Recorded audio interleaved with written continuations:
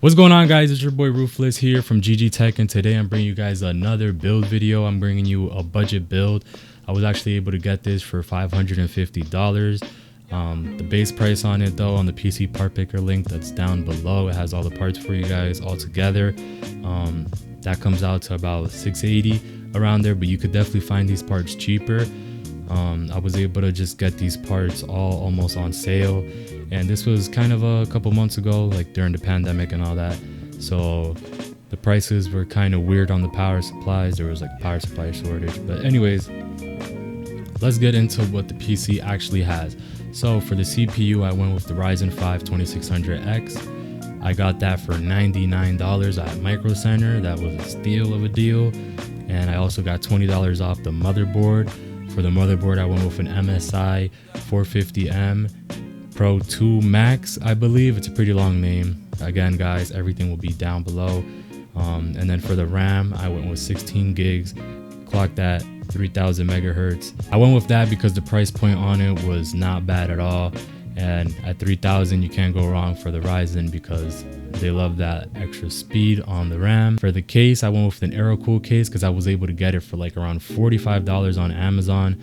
And you guys can find steals like this, guys. You just gotta look for them. The case was pretty sturdy. The side is acrylic, is not tempered glass. So that's one thing to remember, guys, but it also brings that beautiful RGB strip on the front of the case. It gives it kind of a different look. Also, the RGB fans that I use in this video, I also got them from Amazon, but I wasn't able to put them in the PC part picker list because they're not available anymore. But you guys could probably find some similar to it for around that price point. I was able to get a 5-pack on Amazon for around $50. So that was pretty good. And for the graphics card, I went with the RX 580 8GB.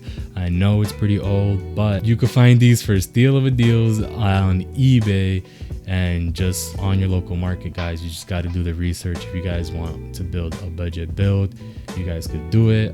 I was able to do that one for $550, and trust me, it looks amazing and it ran amazing. I was able to play Call of Duty Warzone on it. I was able to play any new games, Valorant, you just name it.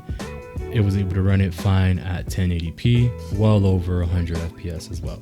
Because you guys got to remember, for 1080p, the RX 580 is still not bad.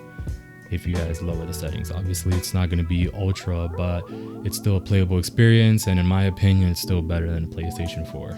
That's just my opinion. Okay, so guys, for the storage, I went with the deadly duo, as I call it, a solid state drive and a 2TB hard drive. So for the solid state drive, I went with ADATA solid state drive, and that one is at 256 gigabytes. You can find those for around $40. Again, this duo, you could pick it up for around $90, and for your storage is crushing it. You guys are gonna get an SSD and a 2TB hard drive. You guys can't beat that. So last but not least, for the power supply, I actually went with a Thermaltake one because during around this time, it was like 5 months ago, it was kind of the height of the pandemic and there was a power supply shortage. Couldn't find good power supplies for good prices anywhere, so I decided to try out this Thermaltake one, and it's at 500 watts, rated white. I think it's not really rated anything, but it's been working out just fine so far. It has the little ugly yellow cables, but like I said, guys, we're on a budget, and for $550, this PC looks way more than enough for $550. Like what you're getting for this price point, or even if you pay $650 for it, the PC just looks amazing. If you guys don't believe me, check it out. And if you guys like the video, make sure you guys like and subscribe and comment any questions that you may have. Enjoy the video.